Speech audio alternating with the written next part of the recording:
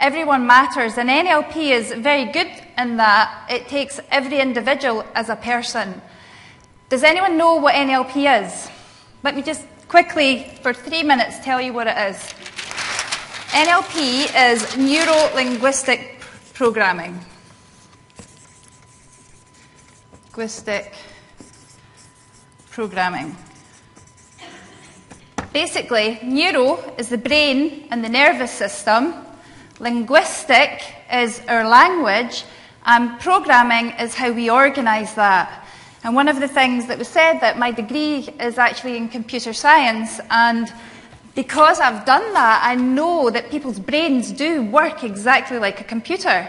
How you organise your information in lines of code is very much like a computer. We are multidimensional beings and we're much more than that, but how we process information is very much like a computer. So if we can process it like that, we can reprogram it like that. And so basically, NLP looks at people as individuals because we are. How we perceive our reality, i.e. information out there, and how we take it in, process it through all the information that we've already got in our brains, and then how we output it again is really what NLP is all about. And if we're not doing that correctly, how we do it in a correct way to make it work for us. So basically it's about rewiring your brain for success. So anything that's not working can easily be reprogrammed to work. It sounds simple and it actually is. So, one of the things I wanted to talk about in communication is the basis of communication, which is rapport, and how you get rapport. So NLP looked at successful individuals and thought, okay, some of these people are doing it really well, and sometimes they're not. So how can we make them 100% effective? And what they found was that when people are effectively communicating, they're usually body matching and mirroring. So when NLP came out at first, it was a bit exaggerated. So people would be sitting in sales meetings and the managing director would kind of cross his legs and then they'd be like crossing their legs, and the whole thing got a bit silly. So then NLP looked at it and they said, actually, it's more of the subtle movements that make the difference. So it's maybe an eye blink, or a head to the side, or maybe a gesture, especially if I do things like that and you do things like that. And what happens is that it sets off the mimic neurons in the other person, and before long, you're swaying and tuned with each other. So if you just want to look at the person beside you, look at these two. They're already sat in absolute rapport with each other because they're body matching. Yeah? So matching is when people are doing something to the side. So look at your partner, and you're probably all doing something very similar to your partner. Yeah?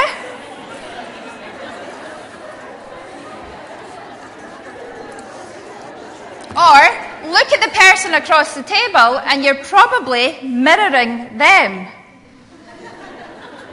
It happens naturally.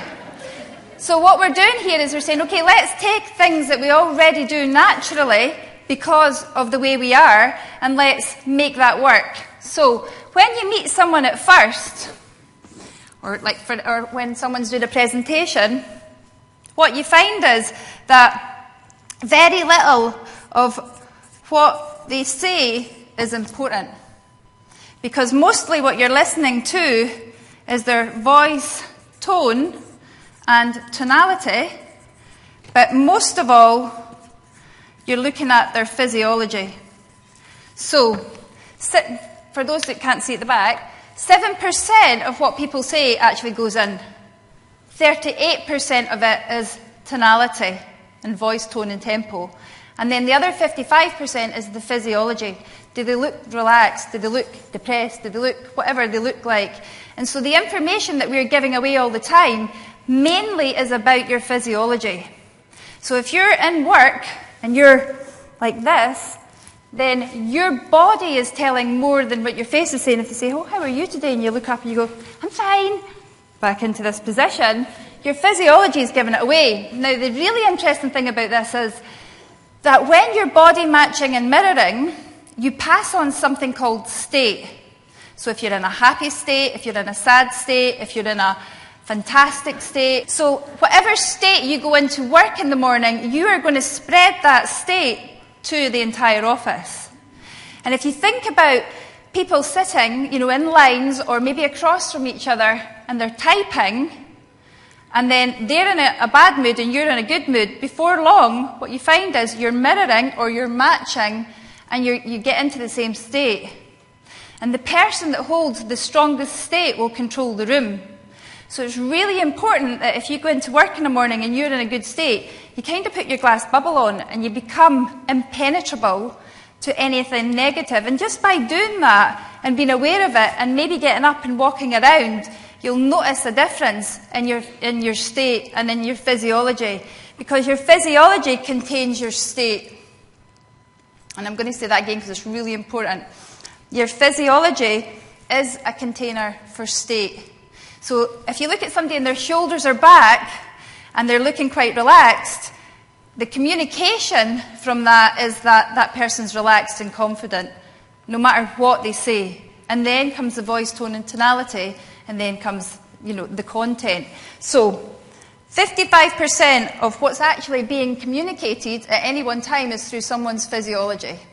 And your state is so important, i.e. are you in a good state, because you're passing that state on to the rest of the room. And remember, the person with the strongest state controls the room. And you want to make sure that you're staying in a good state by not getting pulled into other states through mimicking, mirroring, or matching, because the mimic neurons get then fired off, and before long you find you're in that other person's state rather than your own good state. Yeah? And vice versa. If you go in and you're in a bad state, someone else is in a good state, you can just change your physiology to match them, and before long you'll find things are happening in a different way. So, matching and mirroring is 55% of it for changing your physiology, but voice, tone and tempo is really important as well. So if you want to get into rapport with someone, voice, tone and tempo are really important. And the Scottish voice is actually one of the most trusted voices on the planet.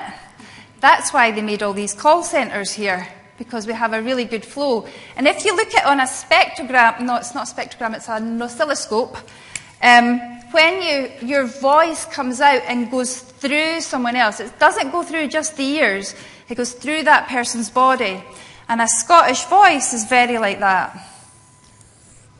And an Essex voice is very like that. And that's the truth, you actually see it. And then an Italian voice is even smoother, that's why it's like velvet. So your voice is actually going through the person. And your voice comes from different places. So I want you to do an exercise with me. Everybody put 2 fingers on their nose. And I want you to feel the vibration come through your nose and talk through your nose and say, this is my nose. Good. This is my mouth. This is my throat. This is my chest. And this is my stomach. Good, so let's feel that again so you know the difference.